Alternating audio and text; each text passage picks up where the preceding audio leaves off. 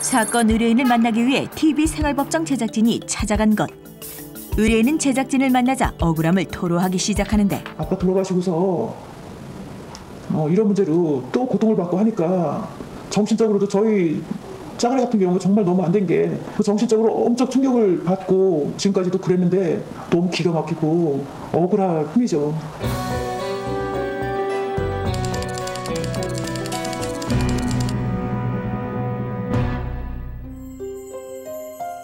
사건 의뢰인의 전 남편인 정광철이 폐암으로 사망한 것은 불과 5개월 전.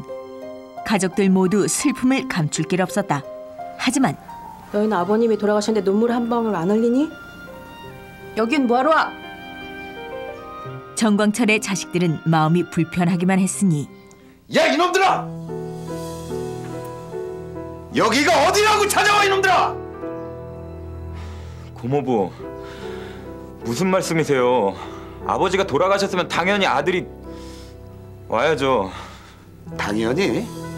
그런 놈들이 그동안 아버지를 그렇게 외면해! 외면은 무슨 사건 의뢰인과 이혼한 후 1년도 지나지 않아 사망한 정광철. 그의 죽음을 슬퍼할 겨를도 없이 가족 간의 예기치 않은 다툼이 벌어지는데 무슨 말씀하시는 거예요? 이쯤에 있다고 그랬는데. 유품을 챙기기 위해 아버지의 집에 들른 의뢰인의 자녀들은 유품과 함께 아버지의 통장을 찾는다. 그런데 너희들 여기서 뭐 하는 게야? 평소엔 가족 모임에 참석도 하지 않던 사건 상대방 최길석. 나 좀 잠깐 보자. 아버지가 살던 집에 고모부 최길석이 나타난 것이 의아하기만 했는데 너희 아버지가 남긴 유산은 이 고모부가 잘 뒀어. 너희가 아직 어리니까 돈은 내가 관리할 테니 그 돈 필요하면 전화들 해. 왜 아무 상관없는 고모부가... 이제 이 고모부를 아빠다 생각을 하고. 저희 엄마도 있는데 왜 고모부가... 어차피 엄마는 이 집 사람이 아니에요.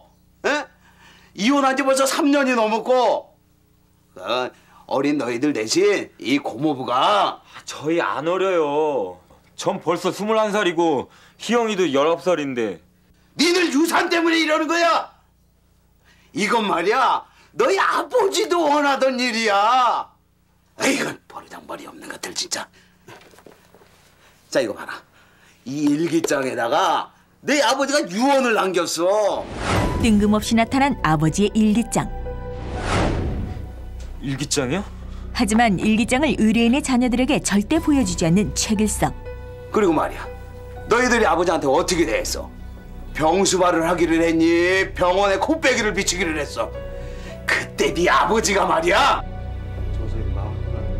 정광철은 의뢰인과 이혼한 지 6개월이 지나고 난 후 자신이 폐암으로 오래 살지 못할 것이라는 사실을 알게 된다. 찬아. 고모도 오셨어요? 네. 찬아.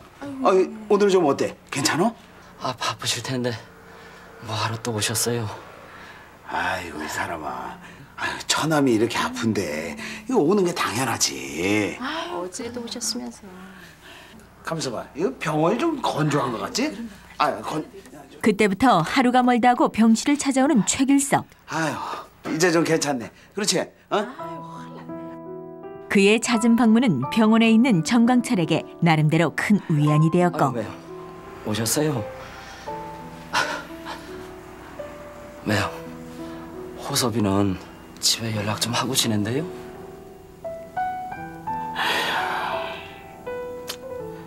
보고 싶어? 좀 그러네요. 이 딸애도 저거번에 몇 번 좀 다녀갔는데 요즘은 통... 하지만 가족들은 저마다의 생계 때문에 병원을 찾을 수 없었다. 자주 들러야지. 그래놓고 무슨 자식이라고 자식들. 정광철은 병원에 입원하면서부터 병에 대한 두려움과 가족에 대한 그리움, 그리고 자신의 심정까지 꼬박꼬박 일기장에 기록하기 시작했다. 그렇게 시작된 정광철의 일기장에 유산에 대한 얘기는 물론 최길석에 대한 친권 대리까지 언급되어 있다고 주장하는 상대방. 이해가 전혀 안 되죠. 살아있을 때 저희랑 막내가 있고 저희 애들한테 따뜻한 말 한마디 해준 적도 없고 거의 왕래가 없다시피 했어요. 고모부랑도 정말 대화한 적도 쟤네들은 거의 없어요. 그쪽에서는 일기장을 갖고 지금 유언장 비슷하게 자꾸 얘기를 하고 자기네 유리한쪽으로만 다 지금 얘기를 하기 때문에 정말 억울하죠. 저희로서는. 일기장을 본 것도 아니고. 일기장을 한 번도 본 적 없어요? 네.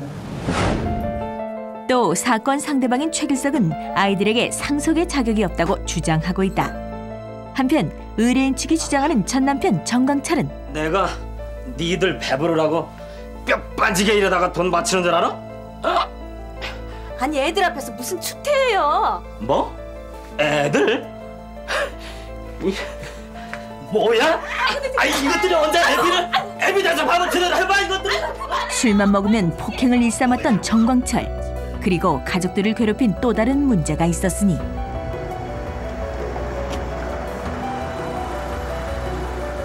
야, 여기서 내려줄 테니까 걸어가. 여기서부터는 가깝지? 얼른 내려. 가족 간의 골을 깊게 만들었던 것은 바로 복잡한 사생활이었다. 자기야, 이제 왔어? 끊이지 않는 여자 문제로 가정 불화가 계속됐지만 문제가 불거질수록 정광철은 폭행으로 문제를 감추려고만 했다. 당신, 나 이렇게는 못 살아요. 우리 정리해요. 누군 이렇게 살 수 있고 나도 이렇게 못 살아. 그래, 찍자. 찍어. 결국 그들은 이혼에 합의하게 된다. 과음과 폭행 그리고 여자 문제까지 어떻게든 잘해보려 노력했지만 문제는 해결되지 않았고 의뢰인 서하진의 자녀들은 이미 아버지에 대한 실망으로 배신감까지 느끼게 된다. 그런 아버지의 모습은 아이들에게 상처를 남겼고 남편 정광철은 이혼 후 끝내 다른 여자와 동거 생활까지 감행하게 된다.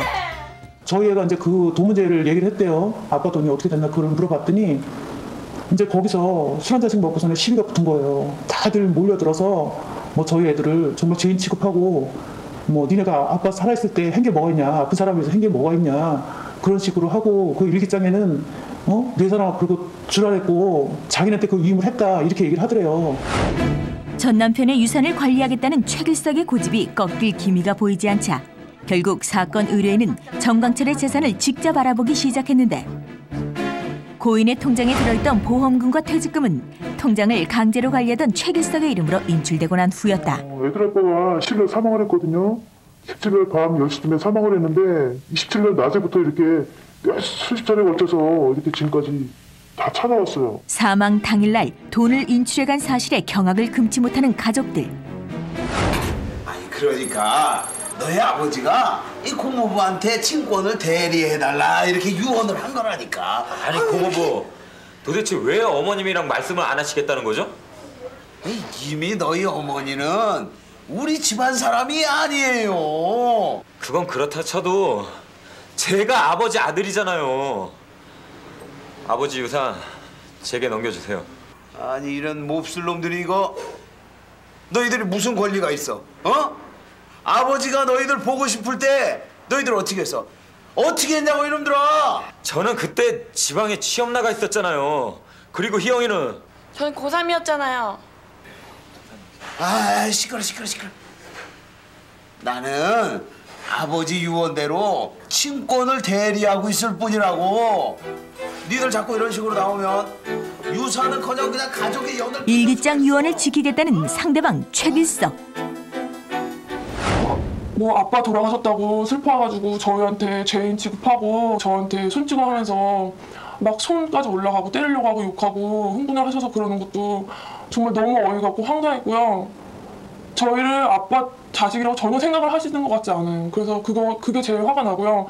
정말 아빠를 위해서 아빠를 생각해서 재산을 관리하는 거면 아빠 자식이니까 저희를 먼저 챙겨서 저희한테 도움을 주셔야 되는데 이건 그게 아니고 저희를 먹어서 안 달라는 사람처럼 저희 정말 나이도 어린데 당하는 것만 같고요.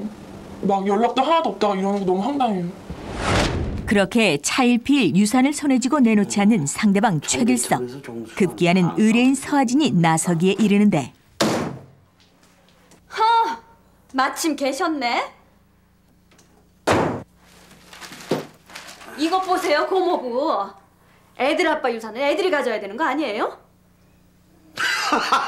나 참 어이가 없네 이거. 아 이거 봐요. 왜 숙모? 아니야 지금 숙모도 아니지. 아 당신이 무슨 낯짝으로 지금 그런 얘기를 하는 거예요? 아이고 제가 묻고 싶네요. 무슨 권리로 애들 아빠 유산을 안 내놓는 거예요? 무슨 권리? 나 위임받은 사람이야. 일기장에 그렇게 써 있다고요. 뭐라고요? 나 친권자의 대리인이라고요. 대리인. 일기장에 그렇게 써 있잖아. 사람. 니들 마침 잘 왔다. 니들이 아빠로 태하기나 했냐? 아플 때 병문안 한번 제대로 왔냐고 이놈들아. 이거 왜 이러세요? 그렇다고 우리가 뭘 잘못했어요? 어렸을 때부터 술만 드시면 엄마고 동생이고 무조건 손찌검만 해야 되고 게다가 여자 문제까지. 니놈이 뭘 한다 그래 이놈아. 같이 살기도 싫은 아버지 돌아가셨으면 그걸로 된 거 아니야? 그럼 그 돈을 진가 식구들이 다 가져요. 제가 법적인 상속인이에요. 이놈이 네가 덤벼 이놈아. 넌 상속받을 자격이 없어 이놈아. 왜요? 정말. 아들 노릇을 제대로 해야 돼. 아니 고모부가 왜 이러는 거야? 일기장에 따라 상속권을 위임받은 법정 대리인이므로 유산 관리는 내가 해야 한다는 최길성. 일기장의 내용은 본 적도 없으며 법적 상속인은 아들이라고 주장하는 사건 의뢰인 측. 그렇다 해도 병중인 고인을 제대로 부양하지 못했기 때문에 상속 결격자라고 주장하는 상대방. 가정 파탄의 원인은 고인에게 있으며 아이들은 이와 상관없이 정당한 상속자라고 주장하는 사건 의뢰인. 과연 누구의 주장이 옳은 것인가?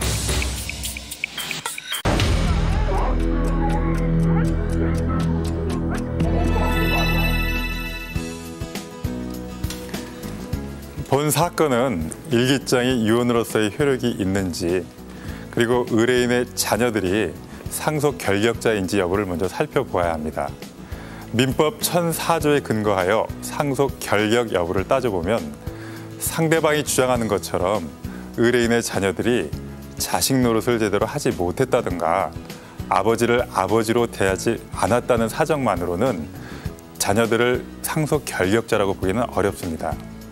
한편 이 사건에 나오는 병중 일기장은 일종의 자필 증서에 의한 유언으로 볼 수 있는데요. 본 사건 속에서 나오는 병중 일기장은 우리 민법이 정하는 유언의 요건 중 자필 증서로서의 요건을 제대로 갖추고 있지 못하기 때문에 그 내용에 대해서 효력을 인정하기는 어려울 것 같습니다. 그렇다면 의뢰인의 자녀들은 상속인으로서 아버지의 상속재산 전부에 대해서 상속권을 행사할 수 있습니다.